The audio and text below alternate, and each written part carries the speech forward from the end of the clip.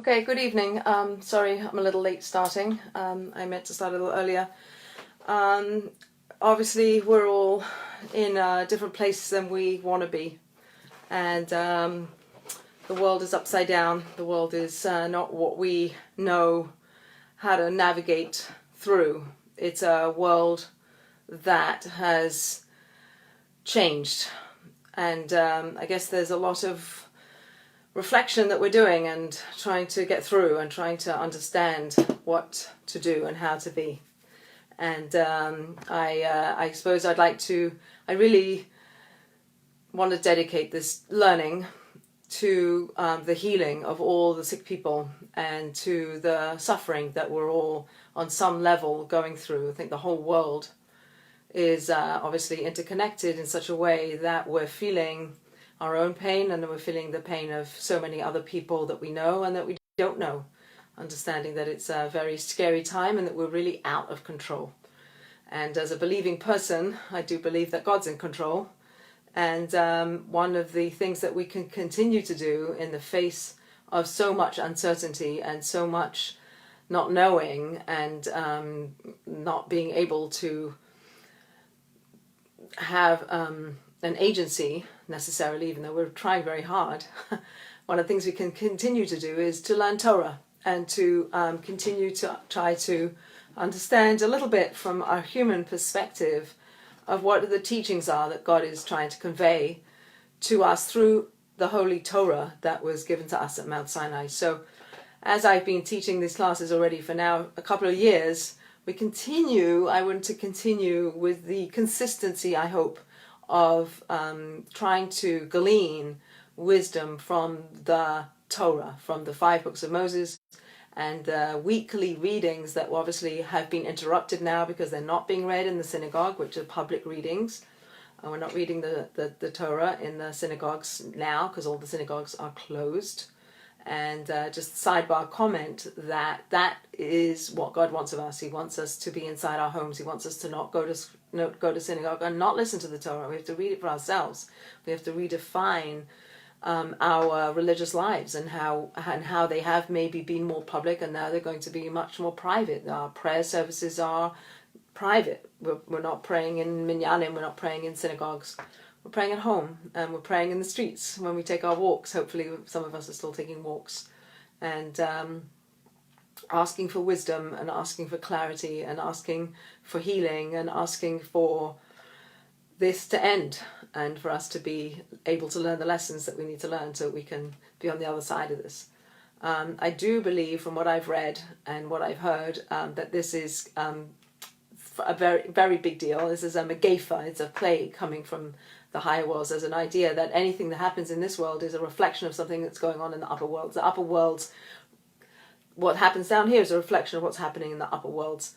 I listened to a class about the notion of geula, the notion of there being a redemption. Here we are coming up to Passover with the whole teaching of redemption.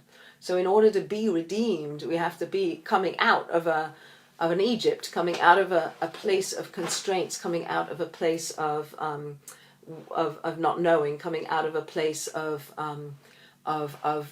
being suffering, or whatever that is, struggle, constraints. Mitzrayim is a meitzar. It's something that constrains us, and in order to break free of that, we have to be like the paradox is the geula, the exile, or the redemption, or whatever it is that this world is looking for and hopes for, is going to be directly because of the meitzah, directly because of the constraints. And there's a story told about Rabbi Akiva at the time of the destruction of the temple in Jerusalem, and he looks at the temple and he starts to laugh. The Medrash says he starts to laugh and say, "Why are you laughing? The temple is being destroyed. Our ability to feel God in our midst is gone. Why, Rabbi Akiva, are you laughing?" And he says, you see those foxes over there? You see those foxes over there? That's the prophecy. The prophecy is the foxes are the beginning of the redemption, that there's something to come after the dark comes the light. After the dark comes the light. And our Jewish time is predicated on night into day. We celebrate Shabbat starting at nighttime, and we come into the daytime. It's night into day. And that is a Jewish framework, a frame lens to look at, that it's darkness followed by light. And this for sure is darkness. And the hope and the prayer and the faith is that there will be light after the dark. Not understanding why there has to be dark, or how long, or not knowing how long this darkness will last. But after the darkness is light, just like the foxes in the temple that were frolicking amongst the rubbles of the temple. That there was something that was the beginning of the prophecy fulfillment. So I don't have a prophecy for what will happen, but I do really want to point out, as we all know, that Passover is coming, and we're a very dark place. And we came out of Purim. Purim was the hidden miracles of God, and now maybe this is more of overt. This is something that is extraordinary. It's the world being turned upside down, and it happened in the blink of an eye. Something happened really fast. It went from our normal, quote unquote, normal lives to this upside down life very quickly, and as quickly as it goes down, it can go up. And there's hope there that please God, it should, and God can do anything, really. Mamash can do anything. So that's one thing. So we continue reading in the book of Leviticus. So obviously, I'm not going to go over the stories from before, but this book of Vayikra, Leviticus, is what we started last week. And the word Vayikra, we spoke last week, is a calling. We all have a calling. Each one of us is here for a reason. There's a teaching about a person's birthday, that the day you were born was the day God said, I need you in the world. You, every single individual one of us need to be in the world. And the day you were born was the day that you needed to be here. And the day you die is the day you don't need to be here, the day that your work in this world is done. And the death consciousness that we are all faced with, the reality of our mortality. Sorry about that. The reality of our mortality is a call to live more fully. I really believe that. I think that when we have an understanding that our time here is limited, that our life is fleeting, that we can use that knowledge, use that maybe even fear, to live more fully. What do I want to live for? And obviously a lot of the extraneous things that we were engaged in are gone, right? We're not going doing things that we were used to doing, going to movies and going to sports games and all of these things. We're done with those. We're not going to the dinner parties and the weddings and the big this and that. We're not doing those things. We're coming down to basics. What are the basics? The basics of that I can stay healthy, that I can stay healthy, or that I have shelter, or that I have food, or that obviously the joke is toilet paper. No, and we need toilet paper. It's not a joke, obviously, but what are the basics? One of the things that happened when the Jewish people came out of Egypt, and obviously we're going to talk about these stories next week in the Passover story. But when the Jewish people came out of Egypt, it is said that part of the redemption happened because of the women. And why were the women? Because when Pharaoh decreed that all the baby boys should be thrown into the rivers and should be killed, and the men said, "We're done. We don't want to have relations with our wives. We don't want to bring babies into the world." And it was Miriam, who was Moses's and Aaron's sister, who said to her parent, "Don't do that, because if you do that, then it's the demise of all the Jewish people, not just the boys." Right? So she encouraged. She had a prophecy, and she spoke to her parents, and her parents remarried, or they came back together, and they gave birth to Moses. And the women would go into the fields, and they would seduce their men, and they were so tired from all the labors, and the women would dress themselves up. And we spoke about how they would use copper mirrors. They had mirrors made out of copper, I guess, reflected back, and they would look into the mirrors and pretty themselves such that their husbands were aroused by them, and would lead to then procreation. And there's a medrash that they gave birth in droves and many, many children. But the idea that the women were the ones that kind of pushed it forward. They were the ones that had the hope. Even in the depths of Egypt, they were having hope that there would be a reason to be born. There'd be reason to live. There's something to live for. Even all the stuff going on around us, there's a gratitude for our lives, for our health. Hopefully, please God, we all stay healthy and we all stay inside our homes. And but that was what we did. We had hope. And then when we come out, we go through the sea of reeds and we come and we start singing and dancing, and Miriam leads the song, and there's the song of Miriam, and she's dancing in circles, and they're with their timbrels and their drums. And the question is, where did they get the drums from? And the answer gives Rashi, the medieval commentator, says they got the drums, they brought them with them. They had a faith, they had an understanding that God would bring them out, that they would have some joy, that there would be a future where they would need their drums. They would need their drums to sing and rejoice. Even when they were still leaving Mitzrayim, them leaving Egypt with the Egyptians coming after them, and the fear and all of that they had hope, and it wasn't just a hope like, please God, it was like they took their drums with them, so they knew that one day they would rejoice, and they had the drums ready. So, I don't know quite how that applies now. So Jewish people come out. We spoke about in the book of Exodus, we spoke about the golden calf, a debacle in the episode of the golden calf, and how we have the directives to build this Mishkan, to build a tabernacle where God will reside in our midst. There'll be a reunification of the God and the Jewish people, and that we will feel the closeness of God in our midst. There will be a God His presence in the tabernacle and in our hearts. We spoke about our hearts.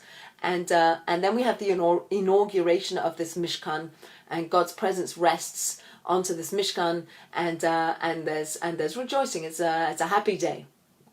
So in this book of Vayikra, we're talking about a calling, and we're talking about the Kohanim. We're talking about the priestly tribe that are descended from Aaron. So Aaron was Moses' brother, and he was given the task of being the priest. His family, he and his sons would be the priests in the temple. They would be the ones to whom people would bring their offerings. So when I don't want to use the word sacrifices, because it conjures up something very pagan, perhaps, but from the Jewish sense, there's conversations in the commentators as to whether the offerings were secondary or whether they were primary, whether they'll go away, whether they'll come back.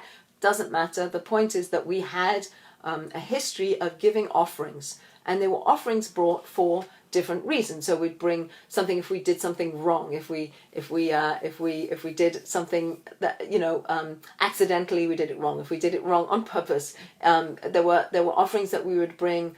They're called sin offerings or guilt offerings. There were thanksgiving offerings. There were peace offerings.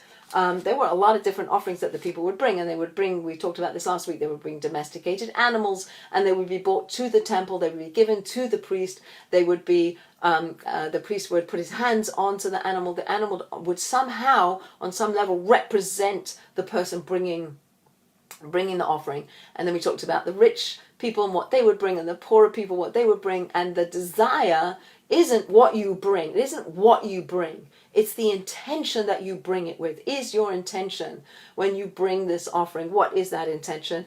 And the word for a korban, the word for an offering in Hebrew, korban, has the root in it to come close. So if I give a gift to somebody I love, or I give a gift to somebody I want to be in relationship with, I give gifts to that person, it's saying, I love you, I want a relationship with you, and I'm giving of myself, so I can give of my time, I can give of my presence, and I can give gifts. And one of the things that in the time of the Mishkan and the time of the temple was that people would bring their first offerings, their fruits, their oxes, their turtle doves, etc., different domesticated animals that you would bring. There would be a lot of blood, and there would be a lot of burning up of these offerings on the altars in the Holy Temple. So that's what we're talking about in this week's Torah portion. We're talking about the different kinds of offerings that were brought, and how they were brought, and what the Kohen did, etc. So that's this week's Torah portion. And the Torah portion is named Tzav, which means command. It's a command, like mitzvah. The root of the word mitzvah is sav, is to be commanded. I'm commanding you, Moshe, to do this. Tell the Jewish people this is what they need to do. They need to bring this for this and this for that, and no. And this is what you're going to do. And I'm not going to go through all the details, but there was a detailed description of what it was that God commanded Moshe to tell the people. So the word tzav is not very commonly used in the Torah. We talk about mitzvahs a lot in our daily lives, and like, this is a mitzvah, that's a mitzvah, everything's a mitzvah. But the commandment is on some level, like, it makes me think of the executive orders that we're being told to do, right? It's not fickle. It's not you're not being ordered to stay in your house because the governor wants you to stay in your house. This is like imperative. You need to know this, and you need to stay in your house.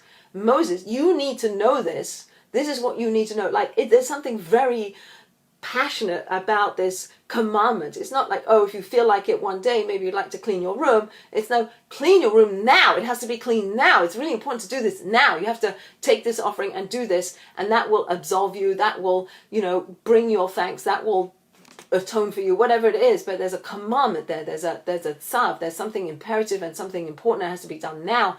And it does line up on some level with these executive orders. So knee-jerk reaction of a commandment, and I know it's from my own humanity, is that when somebody tells me to do something, my knee-jerk reaction is not to do it. Like, I don't want to be told what to do. I want to figure it out on my own. I grew up in England in a very strict system. I went to an all-girls private girls' school. And it was very proper and all that, but we had a lot of laws and there were a lot of rules, and you couldn't walk down this hallway, and you couldn't do this, and you had to wear these socks in the winter and different socks in the summer, and you had to wear a bow hat in the and a tie had to be a certain way, and it felt like, this is ridiculous. These are stupid rules. Why am I following these rules? And I didn't like it, and I felt like I kept pushing against these rules. I don't want rules. I don't want someone telling me what to do. Like, I want to look how I want to look because I want to look that way, not because somebody's telling me. And so I think, from my understanding, that is human nature. There's a human nature not to be told what to do. Like, if you have teenagers, they certainly don't want to be told what to do. So we have a sort of like an innate lack of desire to be told what to do. Like, we want to be independent and we want to figure things out on our own, and we want to come with our full hearts. Like, if you tell me what to do, it's not my full heart. I'm not doing this because I want to. I'm doing it because you're telling me. And on some level, it's a higher. It says in our Torah understanding of the world that when we follow a mitzvah, when we follow a commandment that God gives us, it's a higher level than doing it because we want to.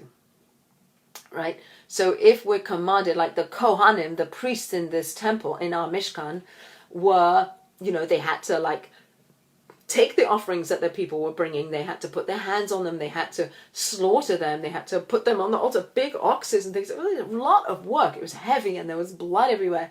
I don't believe it was an easy job for them to have, but they were commanded to do it. And because they were commanded and because they knew it came from God, there was no question that they were going to do it. And they did it wholeheartedly, and they did it with a passion, and they were like really like desirous of what the korban is doing. What the korban is doing is bringing you close to God. That's the intention. So we spoke before about not just what you're bringing. That's not as important. What's really important and paramount is why you're bringing it. What's your intention for bringing the offering? The intention of bringing the offering is closeness to God. And at the end of the day, when we're all like, I don't know, I can't tell you how many people I know who are going to be alone, literally alone for the Seder. And this year it's as you probably all know, Wednesday night, Thursday, Friday, 2 days of Passover outside of Israel, and then Shabbat. So for people who are observant and don't use electronics on Shabbat and Yom Tov, there's 3 days where they're really isolated. There's no synagogue to go to. There's no friends' houses to go to. There's no one popping in on you. There's no access to television and internet. So for those people, being alone is 3 days of alone. And it's heartbreaking because those are many people I know anyway, were people who would be with other people. They would be with their families or their friends or their communities, etc. So literally going to be alone. And it is really heartbreaking. So as a side, in our community, I don't know wherever you are, but there's a caterer in town who is making food for Passover, and she's also making a Seder plate. And so the organization that I started, called Connects Rhode Island, has now, we found about 15 people who are going to be alone for the Seder, and we're sending them meals, and we're sending them a Seder plate. And I called a few women today to tell them that we wanted to do this. And it's like brings you to tears. It really, really brings you to tears. So maybe then to say, like, I thought about you, and I'm going to bring food to you, and I'm going to bring you a Seder plate. It's like, you're going to bring me a Seder plate? That's so not, like, we can do all these things instead of the offerings to God. Like, I want to come close to God. How are we going to get close to God now in this world where we can't go to synagogue and we can't, do all these, like, big mitzvahs? What we can do is we can, I hope this inspires somebody else to do this in their community. I see somebody here from Las Vegas, and I see somebody else here from Florida. Like maybe there's somebody caterer in your community, and find a few like single people who are shut in, like older people or younger people, like whatever, it doesn't matter. People who would like appreciate a meal and a Seder plate. Because they're not going to make a Seder plate maybe unless they're really committed for themselves. So, and a Haggadah, people don't have Haggadahs. We give them a Haggadah. I don't know. Like, I think instead of the offerings, instead of bringing an ox, which we're not bringing oxes, we're bringing kindness, we're bringing compassion, we're bringing love, we're bringing connection in this world where we are so interconnected that what the directive coming from the executive orders of our states is stay away from people. Like, yeah, stay away from people, but also come close to people. Like, give to them, give to each other, give to the people in your home, give to the people in your community. When you give, you connect. So it's a different kind of connection than a physical connection, but it's a connection nonetheless. And it's above the physical connection. It's almost like a spiritual soul connection. It's like you're touching your heart. Your heart's touching another person. So when God says to Moses, I'm commanding you with the language of commandment, Tzav, I'm commanding you, it's an even more powerful directive that has to be done, because it's so important that the world will not function if you don't do that. And maybe our Tzav, our commandment, is instead of obviously the oxes, like I said, is the other things that we can do. And what are the other things we can do instead of bringing our offerings? Is we can pray. I really believe that's like huge. We have to pray, and we have to give thanks, and we'll talk about that in a minute. And wait, I had a whole list of things which I can't find because I was not prepared. But anyway, a whole, like other things, acts of kindness and calling people and paying shiva calls on Zoom or whatever we can do. Like, keep doing those things. Don't stop doing those things, and keep learning Torah. Keep learning wisdom, because it'll connect us to something higher. Like, we're in the trenches. Like, we want to look up. We want to find the foxes. Where are the foxes? Like, look into the Torah. The Torah has light. There's a light in this Torah, and it's gonna show us some kind of clarity somewhere, sometime. It will. So here's something I wrote last year, and I'm going to read it because I think that it will help to like bring together what the teachings are in this week's Torah portion. So Tzav is to command. And after God, last week we said how this word vayikra, to call out, that God is calling out to Moses. So we spoke last week about how this calling out to Moses is an intimate God calling. You, Moses, are my mouthpiece. I love you, Moses, in a way that other people are not loved, because your relationship with me is different. Not that I don't love other people, but there's a more intimate relationship between Moses and God than us and God. So he calls out to God. So God calls out to Moses lovingly. So after God lovingly calls to Moses, there's a command in this week's Parsha, an urgent imperative to bring the offerings to the Mishkan, to the tabernacle, with specific and detailed directions on how and what to bring. One category of korbanos are of offerings to create a connection. I give to connect. Were the elevation offerings. It's called the Ola offerings, brought for bad or wrong thoughts, right? So we live in a world of action. Like, it doesn't matter what I think, it matters what I do. And Torah is telling us, no, it matters what you think. It really matters what you think.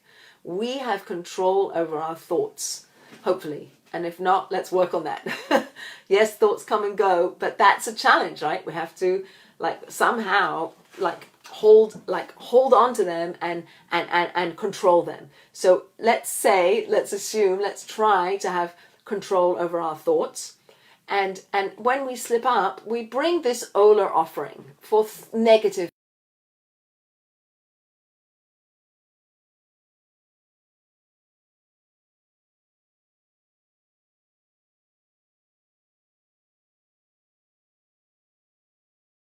Yeah, sorry. So negative thoughts. One category was the elevation offerings brought for bad or wrong thoughts. Sometimes thoughts just come up in our minds, ones which we choose not to act on or to entertain. In response to the presence of these negative thoughts, we bring this offering. It's an Ola offering. The animal brought is completely burnt up on the altar with a fire that burns eternally and perpetually. And in the Torah it says this fire has to burn night and day, from the dark to the light. It has to keep burning.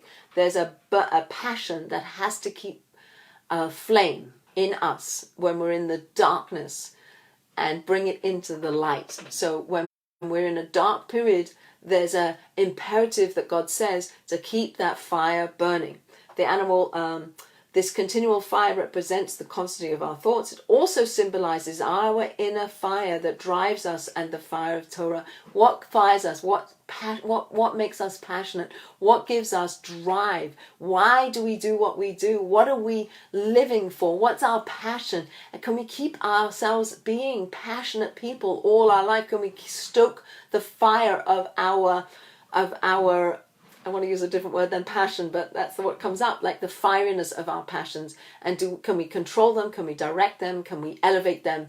And when we slip up, then the bad thoughts, the negative thoughts that come into our mind necessitate us bringing an animal that's completely burnt up. So there's the rectification, so to speak, of our negative thoughts coming from some kind of a passion, have to be negated, have to be destroyed by a fire, by an outside fire. There's a fire. And it's the same thing.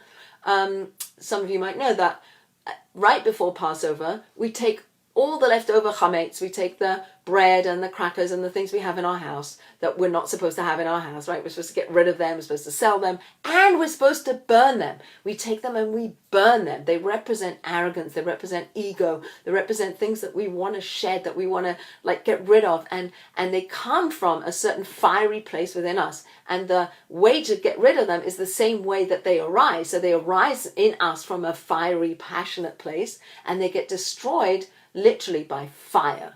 So I don't quite know how it's going to work this year because we don't have communal fires where we can take our chametz, we can take our bread and burn it. We happen to have a fireplace in our house, so we'll probably make a fire and burn our chametz there. But I think maybe in some places there you can flush it down the toilet as a second way to do it. But anyway, the ideal way is to burn our chametz, to burn that which the negativity, the ego, the thoughts that we have, negative thoughts about other people, negative thoughts about ourselves, negative thoughts about the world. I don't know, whatever negative thoughts we have, don't have to define them, but that we know we have them and we don't want to have them. We want to have positive thoughts, so we're going to try to get rid of them. We're going to try to burn them. We're going to try to not have them. We're going to try to push them away. So the animals burnt up. And the fire that drives us in the fire of Torah. The Ola offering is powerfully consumed by both this fire and the fire that comes down from above. And it completely ascends up into the higher realms. It's gone. So what's happening is that we put this animal on the altar and the Kohen burns it and the smoke goes up and there's a smoke from God that comes down and it meets. There's a connection between the fire and the smoke that goes up and the heavenly presence that comes down.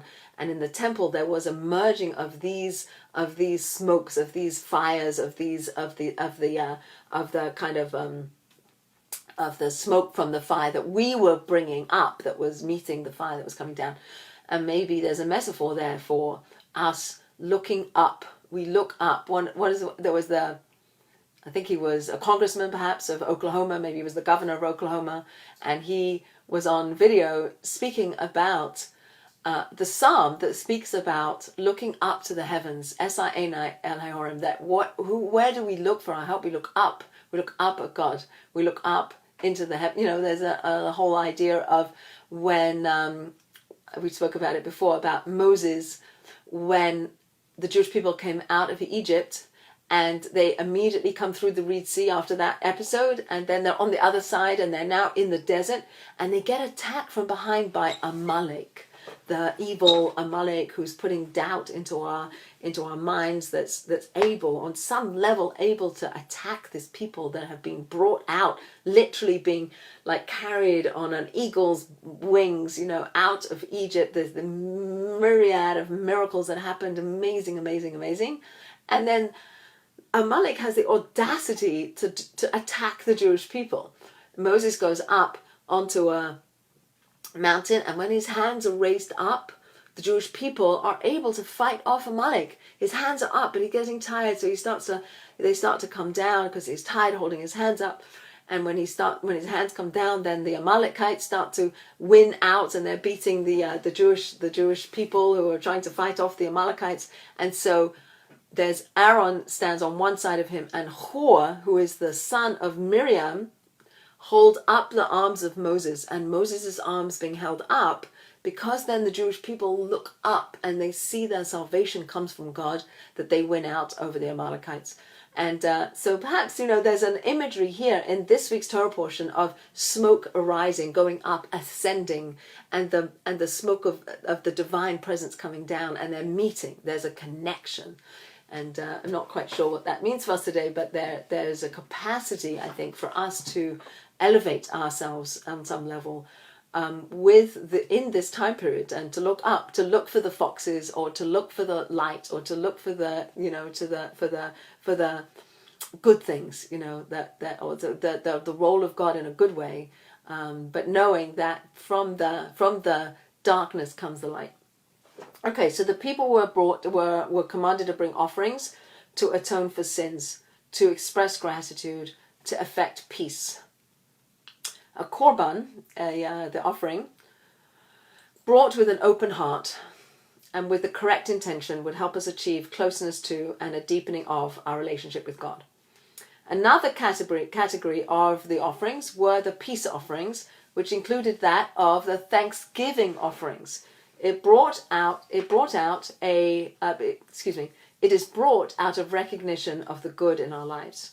It is an expression of thanks for our life, which we don't deserve, which is a gift, brought after being saved from a dangerous life-threatening situation.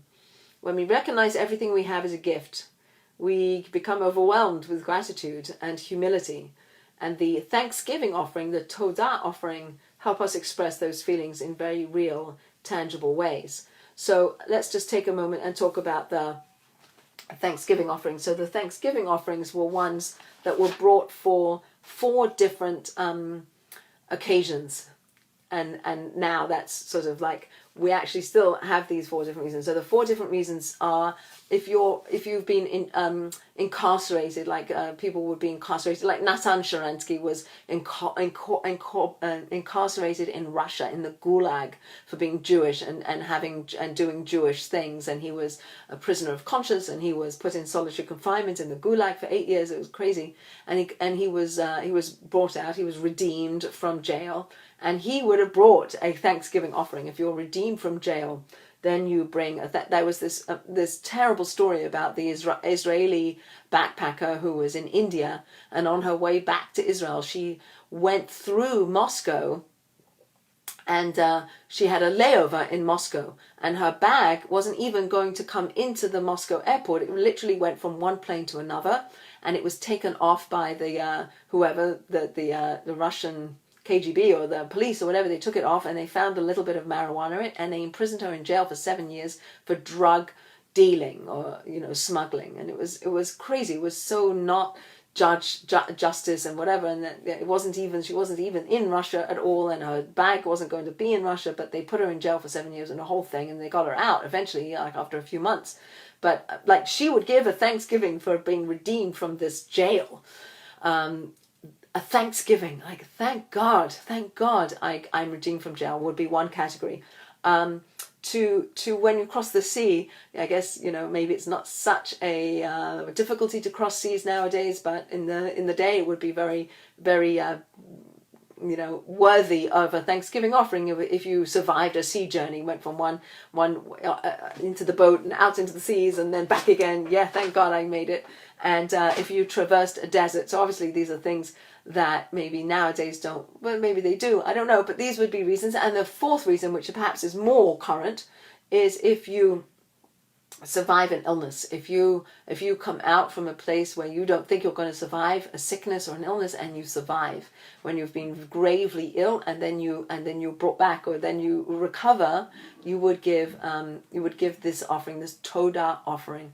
And the offerings that were brought for Thanksgiving were ones where you recognized the hand of God in your salvation. You recognized that the reason why you survived this illness wasn't because of the medicines that the doctor gave you. It wasn't because of whatever reasons you come up with. It was because God helped you recover. There was a miracle, even if you got medicine, even if there were surgeons who were operating on you.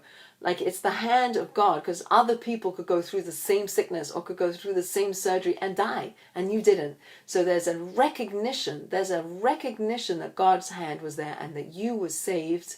You were saved. Just like on the birthday we spoke just now, that your birthday was a recognition that you need to be here. There's something for you to do. So why God put you in the world. When you survived an illness, when you survived being in jail, when you survived a sea journey, when you survived traversing a desert, there was a recognition that God could have and didn't take your life. And now you're here and you give thanks. And this Thanksgiving offering is huge. So today we have a prayer service. The culmination of our prayer service is called the Shemona Esrei. It's called the Amidah, the standing prayer. It's one that we say silently, but we speak loud enough that we can hear our own words. We speak out the prayer, standing, not moving, facing east, facing Jerusalem, where all our prayers go up to heaven. Right? They all go to Jerusalem and up, and we say our prayers, and then we get to this one blessing in. It's not the only time we bow, but we bow at the Modim prayer. Modim anachnu lach. We thank you, God, for our lives, for the miracles, for this and that. Like, I don't deserve anything. I don't deserve anything. Like, I'm a speck in the universe. However, I'm alive, and you're giving me life, and I thank you for my life, and I thank you for my skills, and I thank you for my fill in the blank, whatever it is, whatever you can be thankful for. What is it like Brene Brown speaks about? She says, the one key thing that resilient people have is gratitude. So gratitude, obviously as a religious person, gratitude to God. Gratitude to God for everything that you have, everything you have. And then if you just even took like a few minutes every day, like grateful for this, grateful for that, like whatever, the cup of coffee in the morning, or the beautiful flowers that are blooming around here in Rhode Island. Beautiful. The sun that was shining today. The relationships you have, the love you feel, the whatever, fill in the blank. Some things don't matter, but some things do. And it's okay to be grateful for whatever it is that you're grateful for, but recognize the source. I'm grateful for my strength. I'm grateful for my clarity. I'm grateful for my hearing, my eyesight, my legs work, my arms work, whatever, I don't know, but the gratitude as being an important function, it has an important psychological and religious, spin on it. Okay, so let's keep going. So we've got the Thanksgiving offering.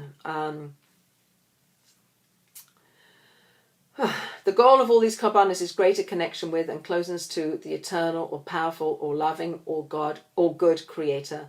Another way to forge closeness that is available today is to act in godlike ways. The flame that is constantly burning inside us, which it says is our soul is the flame of God, right? So that flame, we're back to fire, that is constantly burning inside us can be channeled as a force for good.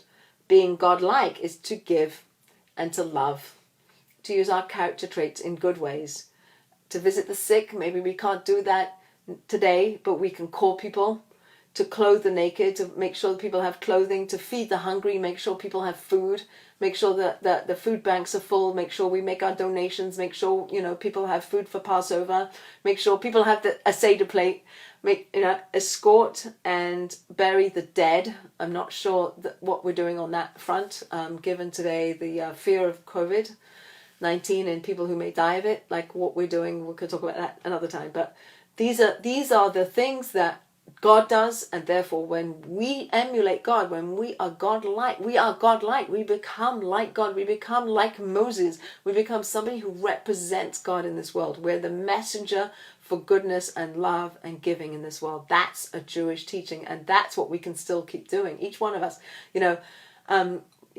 So love is the bottom line and the bedrock of creation. God loves us, we love him, and we work to love each other. Love born naturally from gratitude and humility. So let's go back to the Kohen. The first thing the Kohen, let me read it right out of the Torah. So God spoke to Moses saying, command Aaron and his sons saying, so Aaron's our priest. This is the law of the elevation offering. This is the Olah. It's an elevation offering that stays on the flame on the altar all night until the morning, all through the darkness until we get to the clarity, all through the straits, all through the Egypt, all through the struggle, all through the thorn bush that we're entangled in right now until the morning. It's not going to stay like this forever. There will be a morning, just like when the temple was destroyed. We didn't know there would be an end, just like people in the Holocaust didn't know there would be an end. But there is an end. We have to have hope in the end. I think one of the things that religion can give us is hope. That there's something big going on, and there's something at the end of this tunnel that's good. And the fire on the altar should be kept aflame on it all the time. Keep the fire burning. Keep the passion going. Keep it going. Keep it going. Don't let it go out. Don't give up. Keep moving. Keep going. Keep doing whatever you need to do. Meditating, eating well, sleeping well, staying at home, saving lives by staying at home. Actually, if you know the importance of a life in Jewish teaching is the almost beyond anything else. Like that you break every commandment in the Torah pretty much to save lives. And when we stay home, we're actually saving lives. We're saving lives by staying home. We don't even know we're saving lives by staying home, but we are. So how amazing it is to think about it from a paradigm shift. The shift is, you're not staying home, I wish I could go out. It's like, I'm staying home, and when I stay home, I'm saving lives. I actually don't know how many lives or which lives, but I am. And that's an amazing thing that I can do. It's like almost like, what can I do? You can stay home and save lives. Like, you are literally saving lives by staying home. So that is a doing, even though it doesn't feel like a doing because you're not, quote, doing anything, but you are doing something. You're saving lives by staying home. And that's huge. That's the highest mitzvah, is to save lives. So we keep this flame going. The Kohen shall put on his fitted linen tunic, and he shall put on his linen breeches on his flesh, and he shall separate the ash of what the fire consumed of the elevation offering on the altar and place it next to the altar. So what's he doing? He's taking out the garbage. He's taking out the ash that has burnt all night. So Aaron, in his fancy clothes, is literally taking out the garbage. He's taking out the ash that has burnt up overnight. And if you go back to the teaching we learnt earlier, which is that the offering here is bought for impure thoughts that shouldn't have. And what do? We burn them up. And then when we burn them up, they're gone. And then we take them out and we throw them up next to the altar, because we've elevated them. We've transformed them into something different. They're no longer, hopefully, in our minds. Like there's something physical about discarding it in a physical way to represent what we're doing on the spiritual plane. So we're getting rid of that dirt, that shtus. We're getting rid of it. We're burning it. We're throwing it out. So there's a physical way of dismissing something that represents something spiritual that we're doing. And then what does he do? He changes his garments. He will remove his garments and don other garments. And he shall remove the ash out of the camp to a pure place. The fire on the altar shall be kept burning on it. It shall not be extinguished. The ner tamid, the light that burns continually in the synagogues. They burning all the time, representing God's presence all the time, representing our passion all the time. Our soul is the fire. Our soul is the candle of God. And the Kohen shall kindle wood upon it every morning. He shall prepare the elevation offering upon it, and shall cause the fat of the peace offering to go up in smoke upon it. And the permanent fire shall remain a flame on the altar. It shall not be extinguished. So we have this fire burning, and we have the Kohen changing his clothes. He goes from one set of clothes to another set of clothes. And we do that. We do that. We wear. Okay, so this is like into the spiritual, this is into the Kabbalistic understanding of our clothes. What clothes our soul? Our soul is a breath of God. Our soul is the candle of God, so to speak. And our soul is only able to exist in this world because it has a garment that holds it, and the garment is our body. Our body creates a vessel for the soul to exist in this world. It holds it into this world. That's what our body is. It's a garment, a clothing for the soul. So when we die, our garment is shed and our soul is released up into the higher realms, and it continues on its journey, right? So it goes through this world and it continues on. So the Kohen, and by the way, what we do as a Chevra Kadisha, what we do when we prepare people for burial, is we, Jewish people, we take the person in our care, women wash women to prepare women, men prepare men, and we take the woman in our care, we take off her clothes and we put tachrichim, we put linen shrouds on her, and the linen shrouds are the same garments that the Kohen, that the priest wore in the temple. So we're changing her clothes as she transitions to a new being, a new reality. So too we change our clothes. We're changing our clothes all the time. You know, what clothing are we wearing, and why are we wearing it, and what does it represent? And I think that the lesson that we can learn here from the Kohen changing his clothes is to recognize that at the end of our existence, back to the don't deny death teaching, don't deny death. We're going to change our clothes. One day your clothes will be taken off you, the ones you put on or the hospital put on you or whatever, and will be put into tachrichim, hopefully into shrouds, and that will be the clothing that we have for the rest of our life's journey, or our next life journey. We're going to change our clothes. Okay, so the flame, the second, in temple times we had the korbanos, we had the offerings to wipe our slate clean. We had sin offerings and guilt offerings to renew us and to help us return to the straight path.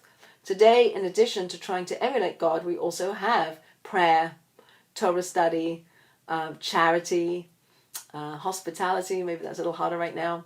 Acts of kindness mixed with compassion, kindness, acceptance, and love to help us achieve the closeness with God that we desire. Love is the bottom line and the bedrock of creation. God loves us, we love him, and we work to love each other. Love born naturally from gratitude and humility. Thank you, God, for my life and all that I have. In our standard prayers, so this is the Modim prayer that I mentioned, when we bow. And by the way, when that prayer is repeated by the Chazan, by the leader of the service, when he repeats that Shemona Esrei, that Amida, that standing prayer that we all said quietly to ourselves, and we said it, you know, in our own bubble of hopefully our own thoughts, whatever. And then we stand there and we listen to the Chazan, the Torah, the person leading the service. He repeats the whole thing over again, and we get to the Modim prayer, but he stops and we say our own Modim. He can't say a thanksgiving prayer for us. I can't say a thanksgiving prayer for you, and you can't say a thanksgiving prayer from us, because thanksgiving has to come from us. It has to be us thanking God, recognizing what it is that I'm grateful for. You can't say it for me because you don't know what I'm grateful for, you can't represent me because I have to represent myself in my expression of gratitude. It has to come from me. It's an admission that I can't do this alone. It's an admission. Gratitude is an admission that I can't do this alone. I needed you. I needed you, and I need God, and I need each other. And we all need each other. We all need each other, and we know that. We really know that. That we need each other, and that admission then hopefully could lead to this sense of like overwhelming almost gratitude. So this is the prayer that we say in the standard prayer. It says, we thank you, God, and tell of your praises regarding our lives, which are in your hands. Our lives are in your God's hands. Regarding our souls, which are entrusted to you, regarding your miracles, which are with us every day, and regarding your wonders and favors, which are with us every moment, evening, morning, and noon. You are good, for your compassion is never ending. You are compassionate, for your kindnesses never cease. Our hope has always been in you. For all these things we bless and exalt your name, constantly and forever. All living things will acknowledge and thank you, and they will praise your name in truth, God who saves and helps us. Blessed are you, God. Your essence is goodness, and it is a pleasure to give thanks to you. So that's the mode in prayer that we say in 3 times a day, actually. Okay, so did I say everything I wanted to say? I don't know. Did I talk for an hour? I have no idea. So one more thing about the Thanksgiving prayer. That the Thanksgiving prayer is said... I'm hoping it's a Thanksgiving prayer. Maybe I'm wrong, but I think it's the Thanksgiving prayer that is said. That has to be eaten. I'm not sure. I have to get back to which one, because not all the offerings were eaten. Like the Ola offering that we just spoke about for the negative thoughts, that was completely burnt up, so nobody ate that. But there was a eating of some of the offerings were eaten. Some of them were burnt. Some of them were eaten. But they had to be eaten in a holy place. And it says that in the Torah. It has to be eaten in a holy place. So where's the holy place? So you could say, oh, it was in the temple. Oh, it was in the tabernacle. That's where the holy place is, because that was a holy, meaning separate. It was something. It was a different place. It was an elevated place. It was a spiritual place.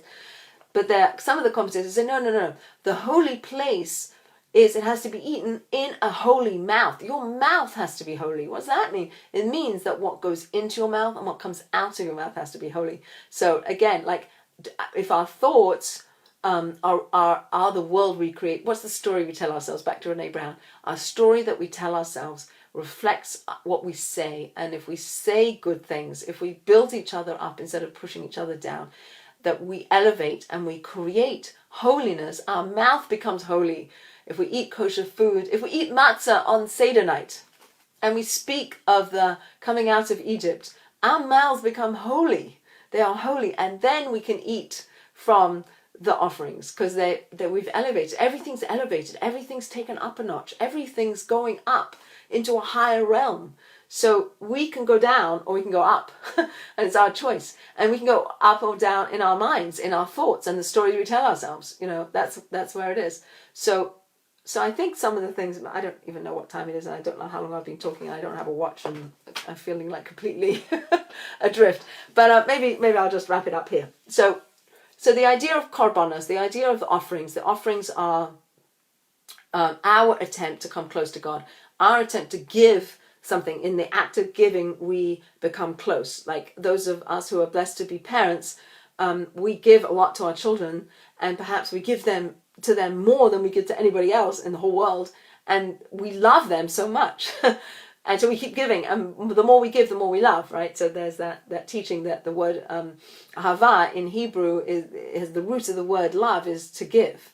So to those people that we love, we give to them. So if we want to create a relationship with God that's a loving relationship, we have to give. We have to give. Well, we can give God. God doesn't need anything. So we give anyway. We give because we need to give. I need to give. So, now we're not giving offerings. We're not giving any animals or frankincense and myrrh and meal offerings. We're not giving those things. What are we giving? We're giving us, our hearts. We're giving our prayers. We're giving our acts. We're giving our intentions. We're giving our thoughts. We're giving who we are. Like, I want to be connected to God because God is the source of everything. God is eternal. God is good. And if I want to live a higher life, I have to connect myself there. And maybe it is also about connecting to other people because there's holiness in other people. We're created in the image of God. So yes, it's about horizontal relationships, but it's also about a vertical relationship. And coming to Seder night. Seder night is about us in the string of history, in the chain of history where we're here right now. But like look back, read the stories of the Seder nights happened in the Holocaust or happened during the Spanish Inquisition or blah, blah, blah, blah. Who would have thought we would be having Seders where we're locked in our homes with whoever's in our house and nobody can come in, and we're not having grandma from Pennsylvania, and we're not having great aunt there, and we're not having our single friend who lives down the block. We're not having anybody, those people in the house, and that's what we're doing, just like it was for other people in other times. So we have a sense of vertical history and what we want to put into the world for the future and where it's going to go in the future. And it says if you leading a Seder on your own, if you're a person who has to say, who is saying a Seder on their own, you don't think it, you say it. You have to ask the 4 questions out loud, and you have to like eat the matzah and the morah, like even if you're on your own, and many people are on their own this year, and maybe more than ever. But do it, just do it. Like it's going to bring spiritual energy into the world. It's going to elevate the whole world. So that's one thing. Is that there's the vertical history of who we are and where we are in that chain of tradition, and then we have like horizontal chain of like how we're going to, like, people, like I can't do that because I observe not being on the internet, but people are going to have Zoom Seders, and then they're going to connect that or whatever, or they're going to send messages to their loved ones like we're with you, or send teachings, or send Seder plates. We can all send a Seder plate to somebody. Let's do it. Let's have a mass sending of Seder plates to whoever doesn't have a Seder plate. Let's get them out there to those people who are shut in, who don't know how to make a Seder plate or aren't going to be bothered. We could do it, and we could say, I love you, here's a Seder plate. Anyway, that's so the korban, the idea of an offering, the idea of, instead of it being it's going to be compassion and love and kindness and prayer and shout to God, like, what are you doing to us? Like, stop this. We need to have recovery. We need to have livelihood. We need to be able to exist. We got to learn the lessons really quickly so we can get on the other side of this. We have to like storm the heavens to be on the other side and recognize that there's a hand of God in all of this. It's not just the wet markets in Wuhan and it happened to be that this happened and this happened, and here we are. No, I think there's a bigger picture. Yes, that might be the mechanism, but behind that is, okay, world, you need to wake up. There's a reset button, and the reset button's being set, and maybe there's foxes somewhere, I haven't seen them yet, and maybe there's light at the end of the tunnel, I haven't seen it yet. We still feel like we're in the dark. We still feel like we're in an Egypt. But even when we were in Egypt, and even when we were coming out, what did Miriam bring? She brought women, and they all brought their drums, because they knew that one day there would be drum playing. What are we bringing with us? I don't know the answer to this question, but how do we see it, and how do we find the silver linings, and how do we stay afloat, and what are the thoughts that we put in our minds, and can we stop with the shtus and all the negativity and like focus on what's really important? And God's giving us gift of saying, yes, stay in your homes, focus on what's important. You are important. You're on your own, you're important. You have every capacity, please God, you can see and you can read, to have a Seder and find matzah. If you can't find matzah, find somebody who can find you matzah. Like, eat matzah and eat morah and say something about the Seder, and you've done it. You don't have to, like, there's a lot of stuff that's extra. That's the core of it. Matzah, morah, and the story. That's what we have to do. And give thanks and have gratitude and be humble and have a positive attitude and love all people and look for closeness. And I think that's pretty much what I want to say. The last thing is that through all of these offerings that are being described in this week's Torah portion, the Torah portion says Tzav, command. I'm commanding you to bring these offerings. And maybe God's saying, I'm commanding you to be kind. I'm commanding you to love. I'm commanding you to shout out and cry out to me. When the Jewish people were in Egypt, they had to cry out to God. They had to connect. They had to say, I recognize, God, you are the source of my salvation. S-I-N-I. I'll look up to you, God, who is the source of salvation. Yes, we can look for the vaccines but at the end of the day, I truly believe that the only reason that we'll have a vaccine is because God wills it. Yes, we can put all our man intellect into it, but it will only be successful if God wills it to be successful. And so I think it's a lot about our opportunity on this Shabbos Hagadol. We're coming up to a Shabbos called the Great Shabbos. What happened on the first Shabbos Hagadol. This coming Shabbos was the day where the Jewish people were told by God, they were commanded by God to bring the lamb, to bring the sheep of the Egyptians. It was the Egyptian God, the God of the Egyptians. Bring it into your homes, Jewish people. Take it away from those Egyptians and tie it to your bedpost. And in 4 days' time, you're going to slaughter it and you're going to eat it. Because that's the night of redemption. That's the blink of an eye. You're going to go from slavery to freedom in a blink of an eye. And your matzah won't have time to rise. It's not about your ego. It's not about you. Yes, it is about you. It's not about your ego. It's not about you. It's about me bringing you out. Because God, want a relationship with you. I want closeness with you, Jewish people. And that's so much of a parallel of what we're going through right now. We're shut in our homes. We're not bringing in the lamb, but we had to go against the norms of the society that the Jewish people were living in when they were enslaved in Mitzrayim, and the Egyptians were worshipping the lamb. We took the lamb and we tied it to our doorposts. Like, what kind of God is that? Like, how do we have the courage to do that? We had the courage because God commanded us, and God had just brought 10 plagues, so we got it. We understand that God's in control. We understood it, and we took that lamb and we took it into our homes, and it stood there for 4 days, defying the social norms of the Egyptians. And we elevated ourselves by doing that. We did what God commanded, and it was a great thing. It was a Shabbos Hagadol. It was a great Shabbos that day where they took the sheep and they brought it into their homes. I don't know quite what that means for us today. I really don't. This Shabbos is Shabbos Hagadol. I don't know what it means to, on some level, slaughter, the gods of our secular society. I don't know what that means. I don't know if it means that. I have no idea. I'm just telling you what I'm learning and what I see and what I hear. So, and we're going to eat our offerings, those offerings that are not completely burnt up. We're going to eat them in a holy place. We're going to eat them with a holy mouth that speaks holy words and that eats holy food, and that creates a story that we can live with and that we want, that we have hope. And please God, the Magefa, the plague that is plaguing our world, will, please God, be gone in the blink of an eye. I wish you a good night.